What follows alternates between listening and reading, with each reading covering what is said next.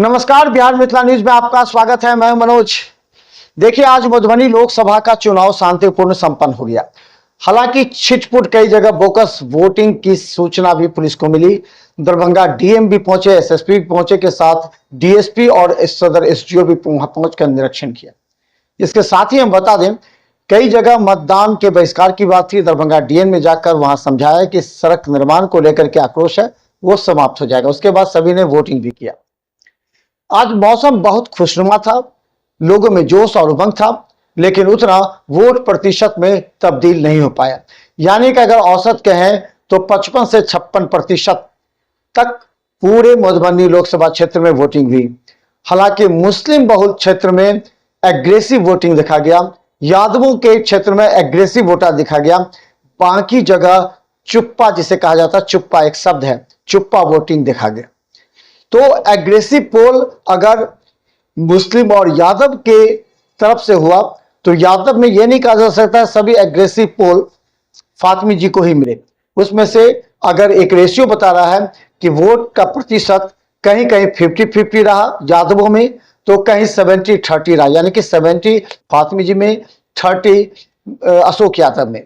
अगर औसत देखा जाए तो 50-50 को ही पूरा मधुबनी लोकसभा से यादव का, क्योंकि MY समीकरण का जो फार्मूला था वो बहुत महत्वपूर्ण था और इस बार समझे तो हिट हो गया।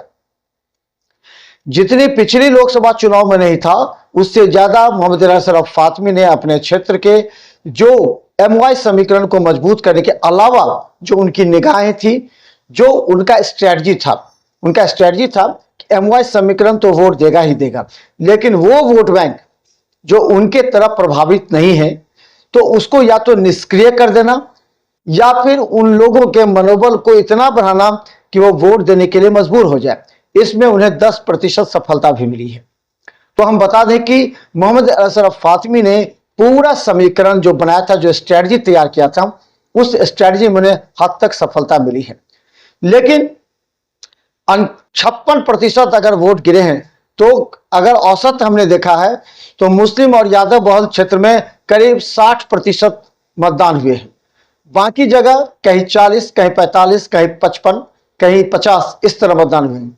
बारिश हल्का हल्का हो रही थी, मौसम ठीक था, कोई धूप तेज नहीं था, फिर भी लोग घर से बहुत कम निकले। हमने मधुबनी लोकसभा के करीब 4 विधानसभा क्षेत्रों का हमने हमारी पूरी टीम ने निरीक्षण किया। हमें पता लगा कि 1 बजे से लेकर के 3 बजे के बीच मौसम खराब होने के, मौसम ठीक रहने के बाद, यानी तेज धूप नहीं थी, फिर भी वोटरों की संख्या कम देखी गई। लेकिन मुस्लिम बहुल क्षेत्र में मतदान केंद्रों पर अधिक संख्या में देखी गई, या फिर जो यादव बहुल क्षेत्र थे वहां। अब सवाल यह है, लोग ये भी कह रहे हैं कि अगर मुस्लिम यादव अगर एग्रेसिव पोल कर दिए तो निश्चित तौर पर इस बार स्थिति को टफ पोजीशन में पहुंचा दिया गया। यानी जो पहले लोग कहते थे कि अशोक यादव अधिक वोट 5 लाख पार करेंगे, उसमें स्थिति टफ हो गया, यानी कि अब मुकाबला आमने सामने हो गया। हालांकि इसमें ओबीसी पार्टी को भी उतारा गया था, लेकिन ओबीसी पार्टी ज्यादा इसमें सफलता हासिल नहीं कर पाई, क्योंकि इस बार फातिमी को लेकर के जो मुस्लिम संप्रदाय के जो वोट बैंक थे वो पूरी तरह एकजुट दिखी। सभी ने कहा कि इस बार महंगाई, बेरोजगारी के मुद्दे पर ही वोट डाल रहे थे, लेकिन वस्तुस्थिति यह थी कि तेजस्वी यादव को जिताने के लिए यादव एक बार एकजुट से दिखे। कई जगह तो ऐसी स्थिति थी जहां 70% यादव फातिमी के पक्ष में बोलते नजर आए, तो 30% चुप्पा वोटर। कई ऐसे यादव थे जिनके कहा जा रहा है पति तेजस्वी यादव के पक्ष में थे, तो महिला मोदी को वोट देकर चली आई। ये परिस्थिति अगर देखें तो इस बार की मधुबनी का स्थिति भी टफ हो गया है। जिस तरह कहा जा रहा है कि दरभंगा टफ है, उसी तरह मधुबनी को भी टफ बना दिया गया। अब सवाल यह है कि 3 बजे के बाद जो वोट प्रतिशत थे वो किसके वोट प्रतिशत थे। अब इस पर भी चर्चा हो रही है, क्योंकि अगर 3 बजे से लेकर के 6 बजे तक जो शांति से वोट डालने के लिए आए, मत डाले और चले गए, इसका असर यह भी कहा जा रहा है कि स्थिति धीरे धीरे बीजेपी की तरफ मुड़ा। क्योंकि जैसे ही इस बात की सूचना मिली कि मुस्लिम बहुल क्षेत्र में और यादव बहुल क्षेत्र में एग्रेसिव पोल हो रहा है, तो 3 बजे के बाद अशोक यादव के समर्थक और वोटर धीरे धीरे जुटने लगे और उन्होंने, अगर कहें कि 3 बजे तक 48% मतदान हुए थे। तो 55% 7% से 8% मतदान 3 बजे के बाद बढ़े हैं। तो ये जो 8% बढ़े हैं वो कहा जाता है कि अशोक यादव के पक्ष में बढ़े हैं। तो इसीलिए ये टफ हो गया क्योंकि 4,75,000 से पिछली बार चुनाव लड़े थे।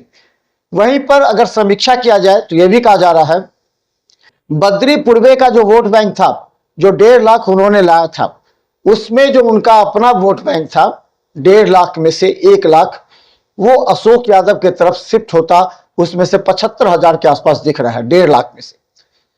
तो ये 75,000 अशोक यादव के नहीं थे, वो अशोक यादव की तरफ मूव कर रहे। तो इस परिस्थिति में हम जो पूरी टीम समीक्षा कर रही है उसमें मधुबनी की लड़ाई फंस गई है और ये इस बात से इनकार नहीं किया सकता है कि वहां की जो जीत और हार होगी वो 50,000 से 1 लाख के बीच में होगी। हालांकि अशोक यादव के टीम की तरफ से कहा जा रहा है कि केवटी विधानसभा जो कि पूरी तरह वहां यादवों का जो है वो अशोक यादव उसे भेजने में सफल रहे, ये उनका कहना है। लेकिन वहां की स्थिति अगर ओवरऑल कहा जा रहा है कि अगर 50-50 भी अगर हो गए यादव, तो अशोक यादव की स्थिति थोड़ी सी मजबूत हो सकती है। लेकिन अन्य वोटरों को हमने देखा कि पूरी तरह साइलेंट थे, बोल नहीं रहे थे और इशारा में कहा वही पहले वाला, तो कोई कहे नहीं इस बार बदलाव। तो इनके इशारा देख करके हम समझ गए कि कुछ लोग जो शांति से मतदान केंद्र पर पहुंचे, कोई एग्रेसिव नहीं थे, गए और वोट डालकर चुप चले आए, तो उसे चुप्पा वोट कहते हैं। और ये चुप्पा वोट निश्चित तौर पर अशोक यादव और मोदी के पक्ष में गिरा है। और जो एग्रेसिव पोल थे वो मोहम्मद अली असरफ फातमी, तेजस्वी यादव और लालू प्रसाद यादव के पक्ष में गिरा है। इस बात की समीक्षा की जा रही है कि आखिर कितने प्रतिशत का मतदान किसके क्षेत्र में कितना गिरा, कौन सा विधानसभा में कौन लीड करेगा, कहां किस बूथ पर कितने मतदाता किस पार्टी से संबंध रखते थे, उन सभी का विश्लेषण किया जा रहा है। लेकिन हम बता दें कि मधुबनी में टफ स्थिति हो गई है। कहा जा रहा है कि मोहम्मद अली असरफ फातमी के वोटर अगर एग्रेसिव थे तो फिर ये अशोक यादव के वोटर चुप्पा क्यों, ये इसी पर चर्चा करेंगे अगले एपिसोड में। देखते रहिए बिहार मिथिला न्यूज। धन्यवाद। यूट्यूब में भी सब्सक्राइब कीजिए। GTPL और सिटी केबल चैनल पर 24 घंटे में उपलब्ध।